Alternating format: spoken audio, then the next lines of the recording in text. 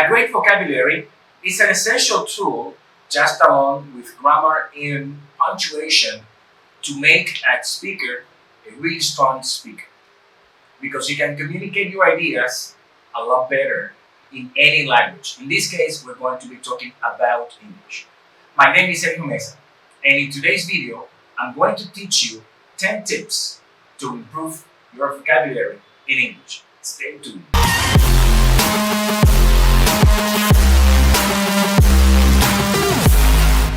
Welcome to EasyENG Language Institute, and this is your channel, EasyENG for you.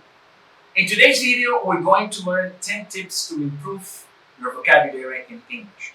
Number 1 tip, read every day. Something that you have to do to improve your vocabulary is to read. But you might be wondering, what type of reading passages should I be reading? Okay, here's what I believe you should be reading. You're going to try to read essays, magazines. You're going to try to read articles, books, non-fiction books. Okay? Why? Because you're going to learn those words the authors are using to communicate their ideas. And those words that you don't understand and that you don't know, you're going to look up in a dictionary. And of course, the idea is that you're going to try to use those words in your speaking, in your writing, and it will help you improve the way you communicate your ideas in English. Tip number 2, keep a dictionary and a thesaurus handy. Why? Because you're going to find or you're going to look up the meaning of a word in English. Now, one word may have different meaning depending on different contexts. The idea is that you try to learn the word in different contexts so that you can use the same word again when you're speaking, when you are writing, okay? And the idea is also to learn, for example, new synonyms from that word or the antonyms from that word. So keeping a dictionary while you're reading, writing, it's really essential. And nowadays, you can have any dictionary at hand with your cell phone. Why? Because you can go to these platforms and download the dictionary that you want. Okay? So one that I always recommend my students is the Word Reference 1 because it comes with different dictionaries, synonyms, conjugation, and other cool features that you may find interesting as you use them every day whenever you are doing your homework assignments. Tip number 3, learn roots. Why? Because most words in English come from a root, from the Greek language or the Latin language, or they have a prefix or a suffix. For example, when you say the word friend, okay, it's just a noun. But when you say unfriendly, you are using a prefix and also a suffix, and you are creating a new word. So learning roots will help you understand the meaning of any word in English. For example, we have one for you in this video. The root duck, it's a Latin root, okay? This word duck, when you use it, for example, in words such as produce or deduce, you know what it means? It means to lead or to make. For example, produce and also deduce. Okay? Alright. Tip number 4. When I was a language learner, I always set a goal that I had to learn a new word every day. And this is my tip number 4. Learn a new word every single day. I remember that I subscribed to a website and they sent me a new word. I also subscribed to another website where I had idioms and where I had slides. Believe me, that really helped me understand most of the things native speakers were trying to communicate when I was trying to speak with them. Okay, so one thing that you have to do is to challenge yourself to learn one word every single day. Okay, so any dictionary that you can find on the internet, You can subscribe to the mailing list and they will send you one word every single day. A word that you're going to learn and a word that you're going to put in practice. Remember, something really important that you have to do is to keep a vocabulary journal or vocabulary notebook. You're going to write down the different words, you're going to write down the meaning, you're going to write down different examples in different contexts so that you can use the words correctly whenever you want to access new words when you're speaking or when you're writing. Tip number 5, study vocabulary in context. One thing that I always recommend my students is not to translate a word and that's it. No, bad idea. You have to write down the correct definition and you have to write down examples in which the word is being used. Why? Because words are not used in isolated situations or in isolated contexts. No, we use the words with other words and in different contexts. And the idea is that you have to learn and you have to remember that words should be used in different contexts. So, never, and this is my advice, never translate a word. For example, when you say teacher, okay, teacher equals professor. Don't do that. Don't do that because it won't benefit your vocabulary. Okay? You have to remember something really important. Words work in context. Okay? Don't forget the context. The context will determine when to use the word and how to use the word. Tip number 6, use new words. As you learn a new word, my advice for you, use it right away. Teacher, but how?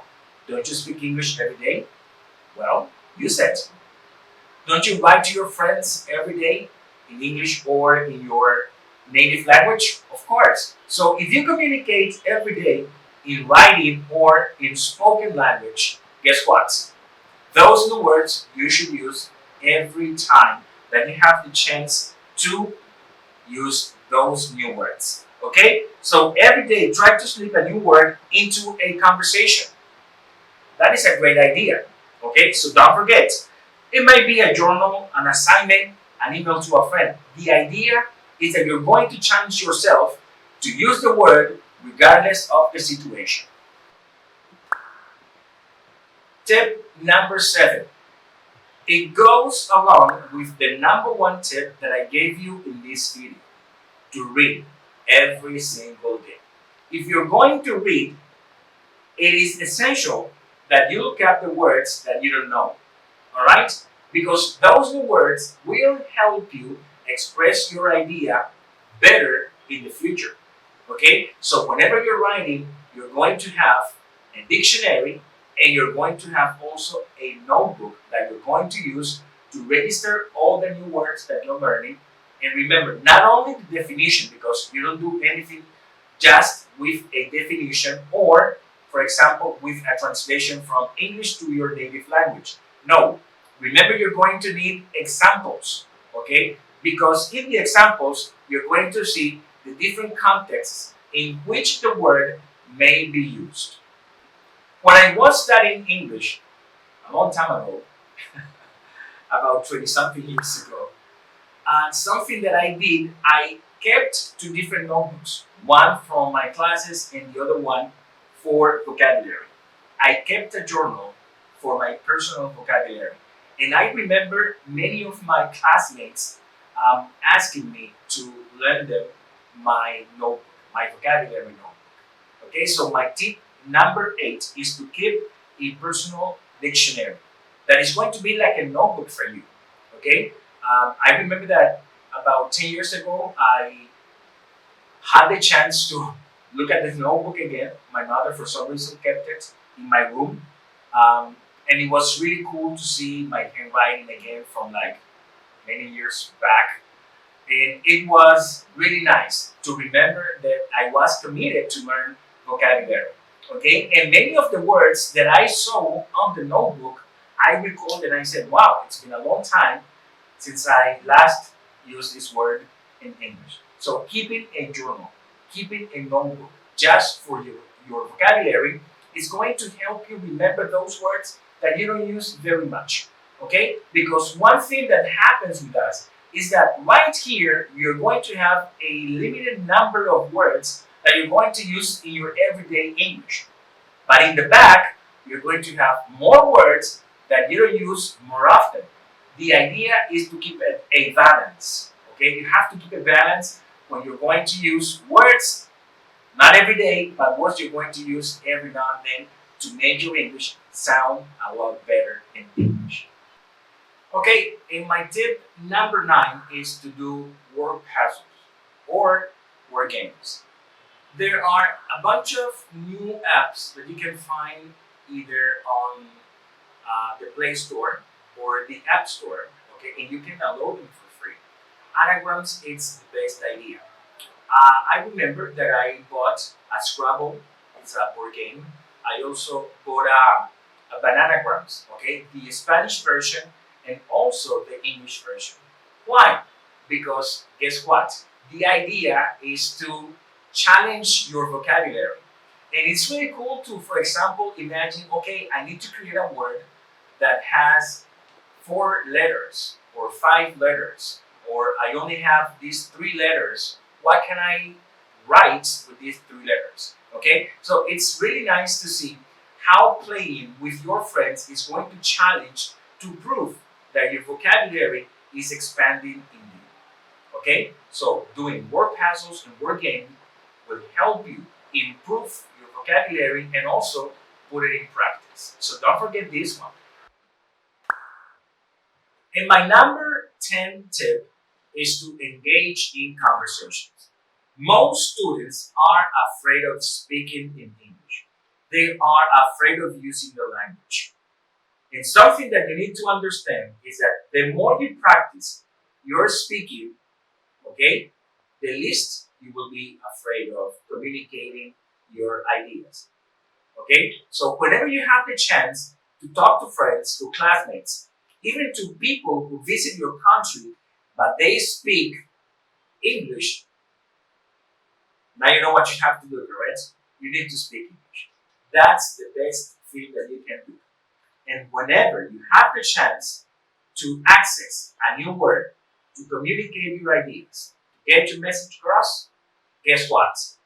Use a new word that you learned a long time ago. That is the only way you're going to use the vocabulary that you're learning. Okay? Also, if you are studying and you have a textbook, in your textbooks, you're going to see a bunch of new words that will enrich your vocabulary in English. Okay? So if you liked this class today, don't forget to subscribe to our channel. Don't forget to like this video, to share it with someone else.